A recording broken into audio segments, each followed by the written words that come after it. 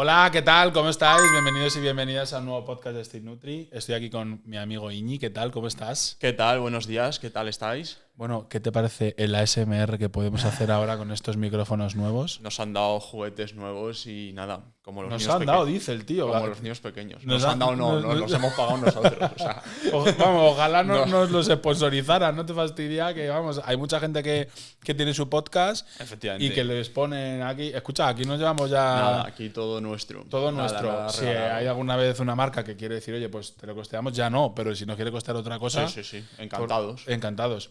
No, pero vamos a hacer una prueba de cómo se escucha ahora mismo. Para los que estéis viéndolo en YouTube y no en Spotify, si yo me acerco, se escucha muchísimo más nítido. Sí, mucho más fuerte, ¿no? Y podemos hacer ahí un poco de. Hola, ¿qué tal? ¿Cómo estáis? Espero que te vayas a descansar de una manera muy confortable. A mí esto me pone muy nervioso. Sí. Sí, no aguanto la semana. Pues o sea, uf. Mi chica se duerme todos los días con las bolas del agua. Es una tía que coge una bola, no es una bola, un bowl. Sí. Y tiene agua y bolas de madera. Entonces coge una cuchara y está todo el rato haciendo así. Y se escucha el agua. Bueno, a lo mejor eso no a mí me pone más nervioso las voces. Las voces. En plan, los susurros. Sí. No, esta susurra a veces Sí, hace. Claro, eso a mí me pone. Bienvenidos a la SMR. A mí en vez de relajarme me pone. Me irrita. ¿Sí, no? Sí. Sí. Hay un en Amazon que me hizo mucha gracia. Que es como un árbol Sí. que tiene una base Sí. en forma de cuenco. Vale. Y entonces es una fuente minúscula. Vale. Es para ponerlo en la mesilla. Y aparte de que tiene unas luces de color LED, así como un poquito más nocturnas, Sí, más tenue, sí. más tenues, tú pones un poquito de agua. Entonces el agua tiene un recorrido que pasa por el tronco del árbol y vuelve a caer al exterior. Entonces es como que escuchas llover, pero no. Entonces los comentarios ponen, joder, está agua para la gotera, para dormir. Te parece un poco gotera. Sí. Hay que perfeccionar el invento entonces. Hay que perfeccionarlo. Bueno, el otro día se nos movió muy bien un vídeo que hice yo sobre el tema de. Que me pareció, la verdad, que horrible. Y mira que muchas veces exagero, ¿no? Por el hype de las redes y porque los vídeos se vean. Muchas veces, pues los que creamos contenido tenemos que exagerar. Claro. Pero me parece muy random poner una persona calva que no sé si tenía cáncer o de verdad no tenía pelo, pero relacionar el azúcar con el cáncer, con todo. Sigo diciendo que hay estudios para todo. Sí. Y que si quieres no comer avena es mala y si quieres no comer aguacate también es malo. Claro. Entonces, como siempre llevamos diciendo desde que Íñigo y yo empezamos con esto, vamos a encontrar un equilibrio. Eso es. Vamos a tener todo un poquito más equilibrado porque al final no podemos restringir por restringir. Total. Pero me gustaría poder charlar, que lo tengo aquí, hoy tengo, no chuleta como tal, pero sí tengo una escaleta que se llama, para que no nos dejemos nada. Y quiero hablar contigo, que tú sabes de nutrición mucho más que yo, evidentemente. Quiero tocar tres cosas. Una de ellas son las diabetes. Vale. Otra de ellas son los azúcares presentes en los alimentos que no tienen nada que ver con el azúcar añadido. Y quiero tocar también el ayuno intermitente. Vale. Que ahí yo puedo incluso añadir cositas. Añadir algo, ¿no? Entonces, dicho esto, antes de nada, en los comentarios, por favor, decidnos si se escucha mejor. Que nos hemos gastado una pasta en la mesa de sonido y en los micros. Esperemos que sí. Sí se escucha mejor este Nutri. Sí, ¿no? No, que nos lo digan. Ah, vale. Entiendo que sí. Entiendo que sí. Hemos hecho pruebas y más pruebas y yo creo que sí. Y si quieren que nos abramos un canal de ASMR, que lo digan. También, sí. Oye, a lo mejor triunfamos. Más que con la nutrición. Así que, dicho esto, vamos a empezar hablando de la diabetes. Vale. Explicándolo. Es verdad que tampoco quiero incidir mucho porque tenemos un podcast también hablando con María. Es verdad. A ver si soy menos cabezón y termino de subirlo porque lo tengo ahí y no, o sea, quiero engancharlo con algo que. No venga así, un podcast de diabetes, ¿sabes? Pero quiero engancharlo. Entonces, vamos a dar una definición de qué es una diabetes tipo 1, ¿vale? Qué es una diabetes tipo 2, ¿vale? Y qué es una resistencia a la insulina. ¿Vale? Que entra dentro de una de ellas, pero explicarlo. Ok. A mí me gusta sacarlo. Vale. Porque ahora lo entenderéis. Vale, pues básicamente la diabetes, que seguro que habéis escuchado hablar de ella como una enfermedad que es bastante frecuente, todo el mundo conoce a alguien o alguien con riesgo con una prediabetes. Vale, vamos a hacerlo más esquemático para que no sea muy técnico, pero básicamente la diferencia Bueno, diabetes, tenemos diabetes tipo 1, tipo 2 y diabetes gestacional. La gestacional básicamente es la que se desarrolla temporalmente durante el embarazo en las mujeres, ¿vale? Y eso en distintas etapas del embarazo se controla y si apareciera, pues tiene su propio mecanismo y es sobre todo eso, una cosa temporal durante la gestación y no tiene por qué ni haber antes ni después. Eso ¿Vale? es una diabetes que aparece temporalmente durante el embarazo, puede aparecer, ¿vale? Diabetes tipo 1 y tipo 2, las más frecuentes, las que todo el mundo más o menos conoce. Sí. Diferencias a tener en cuenta. La diabetes tipo 1 es de origen genético, es decir, se desarrolla, la puedes desarrollar sobre todo desde la adolescencia, infancia, ya estas tipo diabetes que aparece de gente que te dice soy diabético desde que tengo 13 años, desde que tengo 6 años. Suele ser diabetes tipo 1 porque básicamente se produce porque las células beta del páncreas no producen la insulina, ¿vale? Entonces hay que tener claro que en ese caso el problema es que no se está produciendo esa insulina y como cual es una cosa que no tiene tantos factores externos, sino que es una cosa que tú desarrollas pues porque a nivel genético pues has tenido mala suerte en este caso, ¿vale? Con lo cual, en este caso los hábitos no son tan No va tan no relacionado. van tan relacionados, no la es por unos malos hábitos, no tiene, porque al final el factor genético tiene mucho peso. Y en este caso es eso, que se trata con medicación porque básicamente lo que necesitas es esa producción de insulina, ¿vale? Vale. Obviamente, cuanto mejores hábitos tengas, mejor para el control de la enfermedad. Pero por poner un ejemplo, una persona bueno, más o menos famosa, yo creo que la gente conocerá, Nacho, el jugador del Real Madrid, Sí. es diabético tipo 1. Una persona totalmente atlética, deportista, profesional y que tiene esa patología. Pues Y desde que seguramente es pequeño. ese chico no haya tenido, no voy a decir hábitos porque los hábitos no los conocemos, pero sobrepeso seguramente no haya No, tenido, casi no voy a seguro decir que no. nunca, Pero pero muy probablemente muy no. probablemente no. Y al final, pues él lo que tiene que hacer es que esa insulina que él no produce, añadirla externamente para que el funcionamiento correcto de la insulina para el tema de la glucosa, la glucemia, que es el nivel de glucosa en sangre, esté controlado, no lo produce su propio organismo, lo cual tiene que, desde fuera, pues esa insulina. Vale. Diabetes tipo 1, más frecuente eso, se desarrolla en tempranas edades y no va relacionado con factores externos normalmente. Diabetes tipo 2. Venga, vamos a la tipo 2. La tipo 2, que es la que probablemente, hablo un poco de memoria, pero de las más frecuentes que la tipo 1, ¿vale? Es la diabetes que se desarrolla no tanto en la infancia, sino ya pues más en la edad adulta. Edad adulta, vale. En este caso sí que se desarrolla pues con eso, pues cuando hay más riesgo, cuando hay un sobrepeso, cuando hay un sedentarismo, cuando hay obesidad, cuando hay otras patologías asociadas relacionadas, ¿vale? ¿Por qué? Porque en este caso no es que nuestras células del páncreas no produzcan la insulina, en este caso la insulina sí se produce, pero existe esa resistencia a la insulina, que básicamente significa que podríamos estar generando toda la insulina que quisiéramos, pero nuestro organismo no la está utilizando de la manera correcta, de ahí la palabra resistencia. Al final la insulina está, los niveles de insulina son correctos, pero no se está utilizando de la manera adecuada por esos factores pues, por otras patologías asociadas. Con lo cual, en este caso, que es importante, que el control la medicación no va en lo que es la producción, porque la producción de la insulina sí se está dando, sino en que esa insulina sí se pueda utilizar. Va en la síntesis. Eso es, para que se pueda utilizar correctamente la insulina y nuestro organismo la utilice de la manera correcta. Vale. Diferencias principales. La diabetes tipo 1, edad más jóvenes, de origen genético, no tanto factor externo. Diabetes tipo 2, lo normal es debutar más adelante, en una edad adulta, y esos factores externos tienen bastante más peso. Vale, entendido, fenomenal. Y luego yo hablaba de que me gustaba sacar dentro de una diabetes 1, una diabetes 2, las resistencias a la insulina. ¿En qué sentido? ¿A qué te refieres? Me refiero a las prediabetes que sí que se pueden controlar sin fármacos. Claro, sí, efectivamente. Y sin deporte. Que al final el deporte actúa mucho en cómo nuestro cuerpo genera y utiliza, evidentemente, todo lo que necesitamos para sintetizar pues, los hidratos de carbono, que sería lo más interesante a la hora de controlar nuestras glucemias, no solo los hidratos, pero bueno, las calorías, por decirlo de alguna manera, ¿no?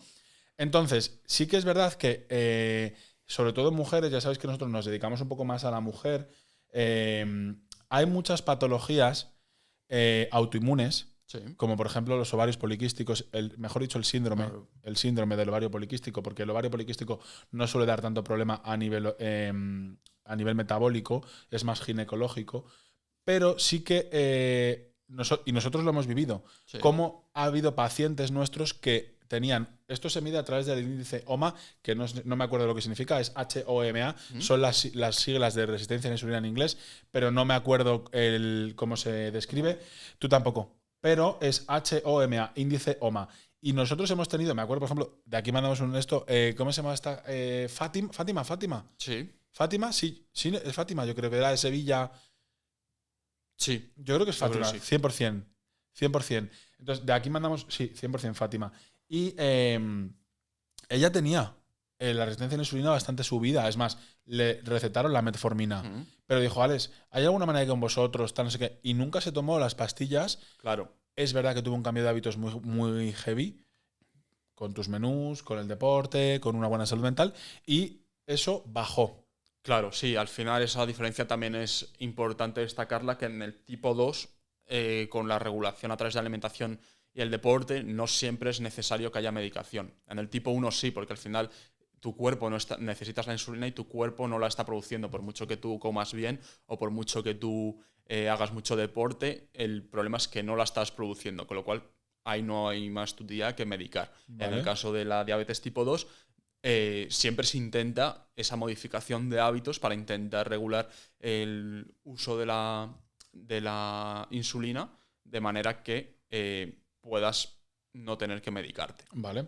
Y luego, por último, yo sí que me gustaría hablar de un tipo de diabetes que es muy poco conocida. Sí. O sea, esto le pasó a una persona cercana y indagando y tal, y evidentemente también hablando con profesionales, es una diabetes tipo Moody. ¿Vale? Una diabetes tipo Moody, para que lo entendáis muy rápido, viene derivada 100% de los ovarios, ¿vale? Porque al final es un rollo, pero cuando tenemos un síndrome de ovario poliquístico o tenemos un síndrome metabólico, pues lo mismo que tú decías, a nivel de células beta y demás, no hay un funcionamiento correcto del todo, pero viene de ahí. Entonces, esta diabetes es una diabetes que, según, para que me entendáis, la definición es que somos sensibles ¿Vale?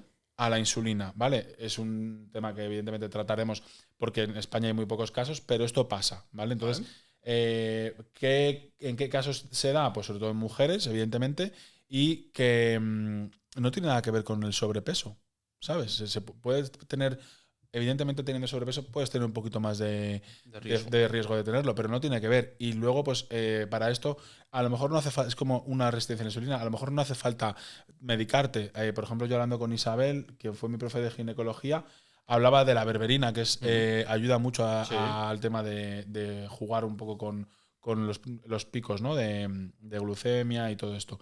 Entonces, dicho esto, sabemos un poco ya, nos hemos puesto en el mood insulina, en el mood diabetes, Total. pero ¿qué produce esto? ¿Qué me produce un pico de insulina? Porque claro, yo ahora no paro de ver en vídeos de Instagram y de TikTok que dicen, no comas esto, pues, o tendrás un pico de insulina. Ya, Juan, pero si no tengo, o tengo un pico de insulina o estoy muerto. Claro. Porque tener un pico de insulina es señal de que funcionamos. Claro. Entonces, perdón, No, se refieren a, no, tendrás un super pico de insulina y tal, pero ¿cómo se produce un pico de insulina? ¿Qué azúcares? O sea, cuéntame un poco de esto, Vale. en orden.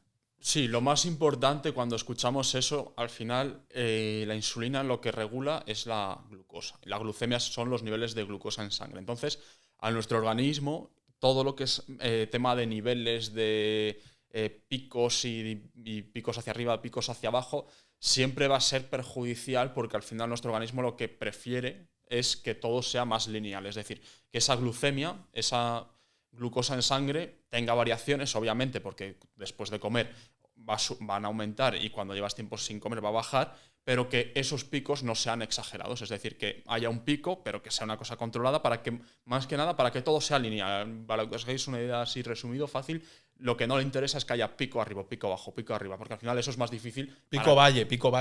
Se podría decir, ¿no? Justo, sí.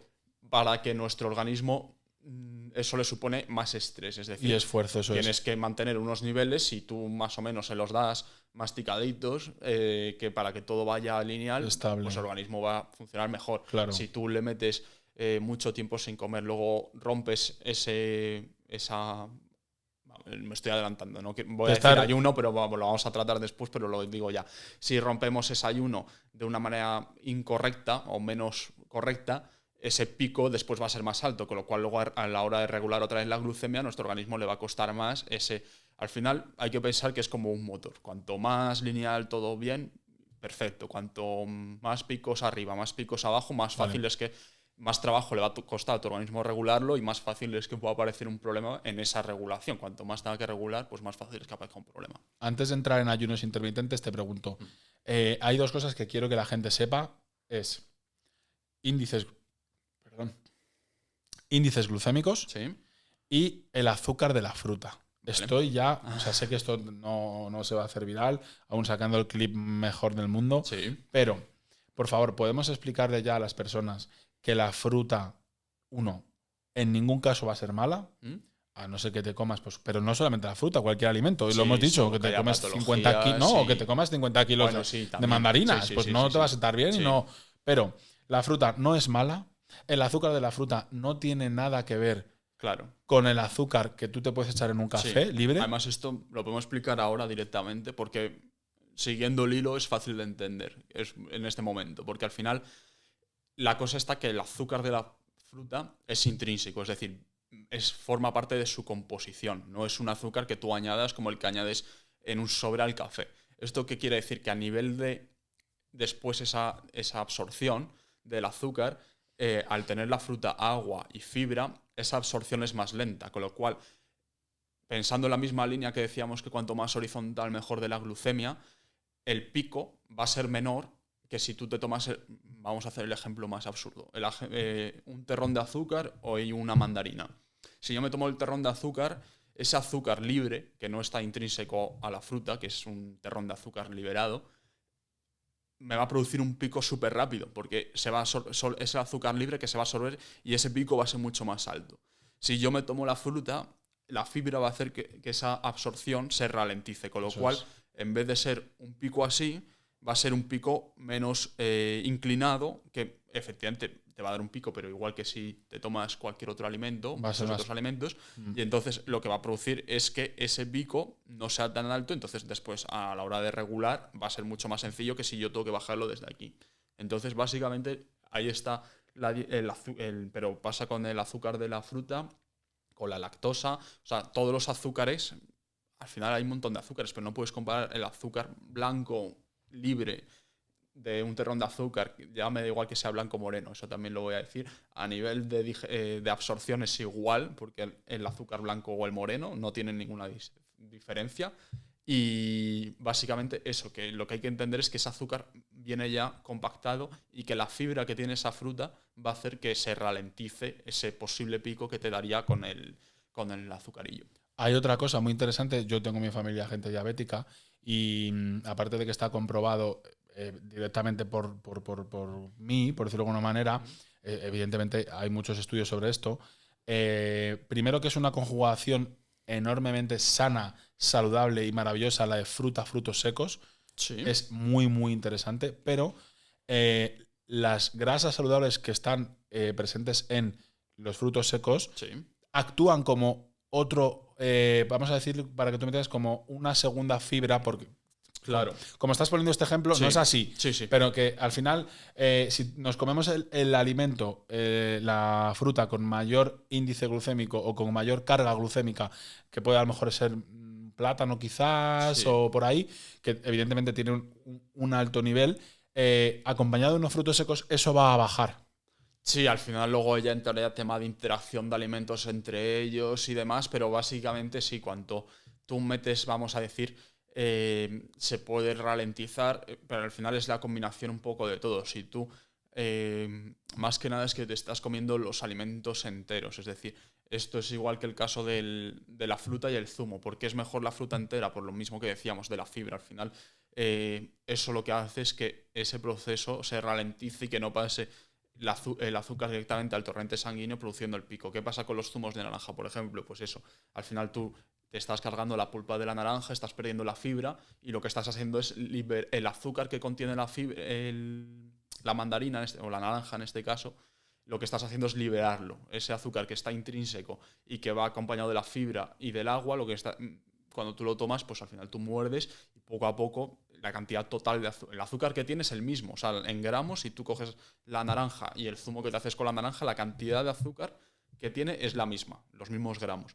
La diferencia está en la velocidad en la que bebes, en este caso, el zumo y comes la naranja, y la composición en la que tú ese azúcar lo estás comiendo junto a la fibra o si lo separas de la fibra. En este caso, si lo separas de la fibra, el azúcar se libera y va a pasar efectivamente más rápido y el pico va a ser más alto. Por eso siempre se recomienda comerlo en unión a la fibra. Y para los que quieran ser más, nos quieran ir a pillar, Sí. Los dientes Sí. no son capaces de separar el azúcar, de liberar el azúcar de la fibra. Claro, efectivamente. ¿Vale? Esto, una procesadora, Claro, sí, con cuchilla, con tal. Porque hay gente. A no ser que te pongas a hacerlo a posta, en Bueno, coger y abajo de la mandarina y empezar ahí a por hacer eso. el zumo en la No, boca, pero que lo he sería visto, bastante lo he asqueroso, visto, sí. lo he visto y lo he recibido, esos mensajes de. Vale, pero Claro. y cuando masticamos, no.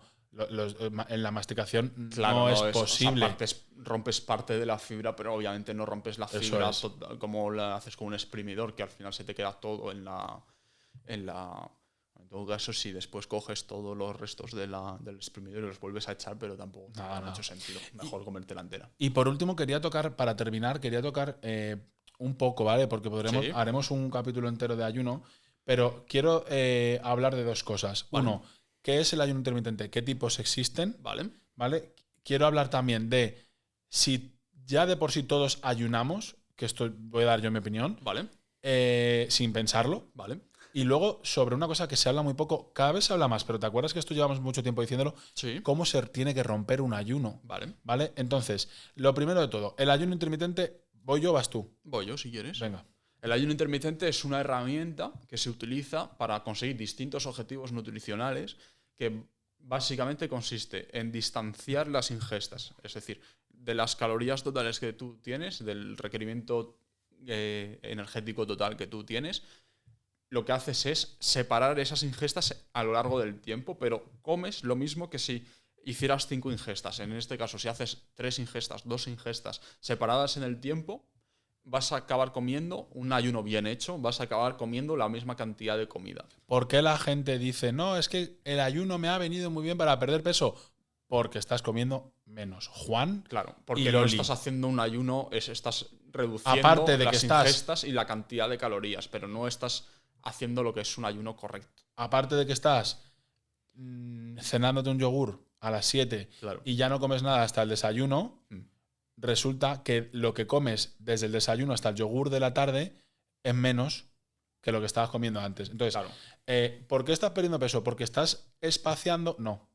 Porque estás comiendo menos, Juan. Claro. O sea, que después puedes hacer el uso de la herramienta como tal, pero eso no es un ayuno correcto. Tú puedes decir, yo estoy utilizando el ayuno de una manera para comer menos. Vale, pero no es un ayuno, no vas a obtener los beneficios que tiene la herramienta del ayuno. Mira qué pregunta te voy a hacer. ¿Es interesante que un diabético, ya que hemos hablado de esto, haga ayuno intermitente? No.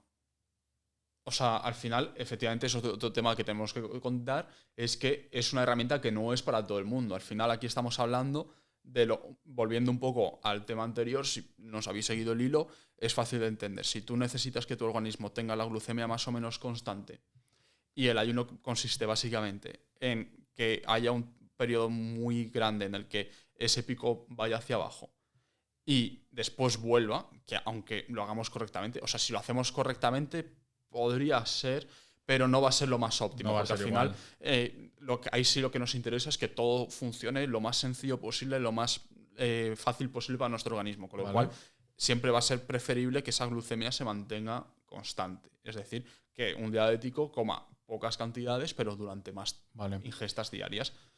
Y luego, por último, preguntarte, ¿tú crees que todos ayunamos? Porque al final el adulto medio, evidentemente, no, es que yo trabajo a las 4 de la mañana. Lo siento, pero claro, no va por ti. Quiero decir, el adulto medio. Es que como últimamente me cogen las cosas con tantas pinzas, me cubro las espaldas.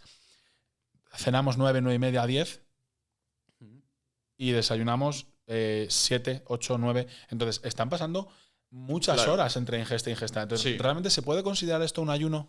Sí, al final, o sea, es un ayuno, efectivamente, cuando tú… ¿A partir de cuántas horas dirías que estamos ayunando? Yo creo que en cuanto pasas las 8 o 9 ya puedes considerar ayuno. Al final, el ayuno depende, hay distintos tipos que básicamente dependen de eso, de las horas que estás, en las horas en las que sí haces ingestas y las horas en las que no.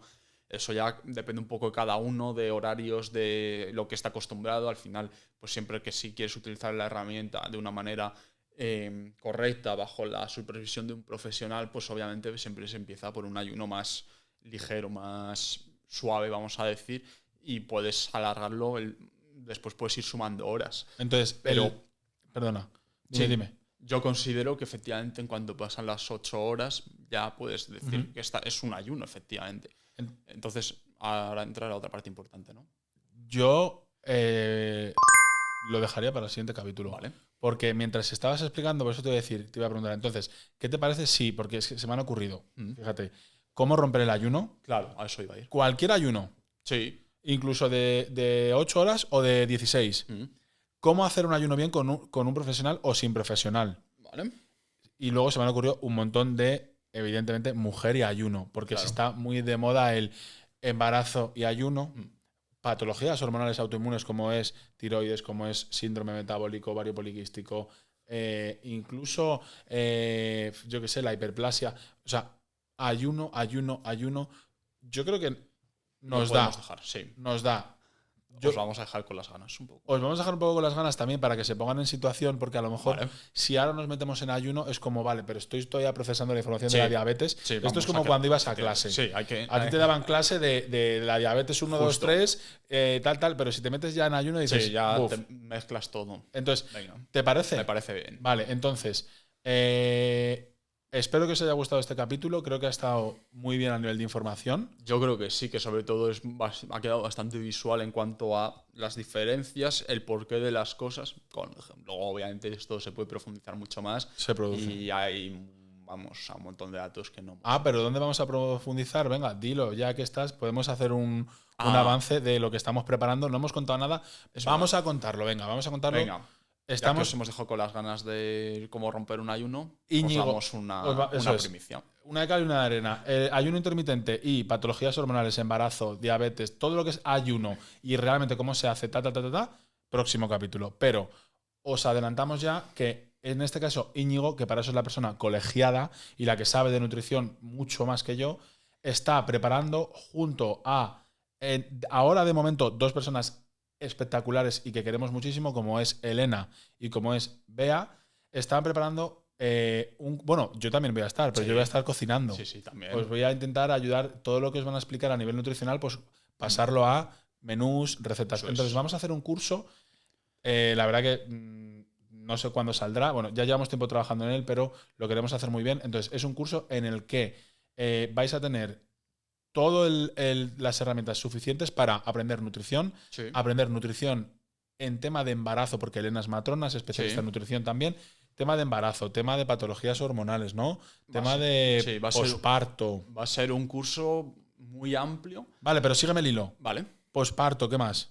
Posparto, menopausia, menstruación, amenorreas. Vale, todo lo que es tema hormonal, embarazo y ser mamá, etcétera. Todo eso. Y luego también vamos a tocar tú vas a hacer toda la parte de nutrición. Sí, lo que es vamos a decir, la introducción a conceptos básicos para poder entender lo que es el resto de los temas, un poco más concretos, más específicos, más técnicos. Vale, y vea todo el tema de salud mental. Eso es. Como tema de relación con la comida, tema de TCAs, tema de dismorfias, ¿no? Efectivamente, los factores que influyen, qué cosas se pueden hacer para evitar. Vale. Todo eso un poco. Y luego yo, lo que os he dicho, traduciré todo este curso en prepararos en el propio curso, pues cómo hacer una buena lista de la compra y cómo cocinar, cómo sacarle partido a todo lo que tenemos en la nevera, qué alimentos van mejor a nivel culinario, a nivel de sabores, porque también nos ha pasado que pacientes nos decían, anda, pues nunca había probado la ensalada de no sé qué, y eso que Íñigo tampoco es muy…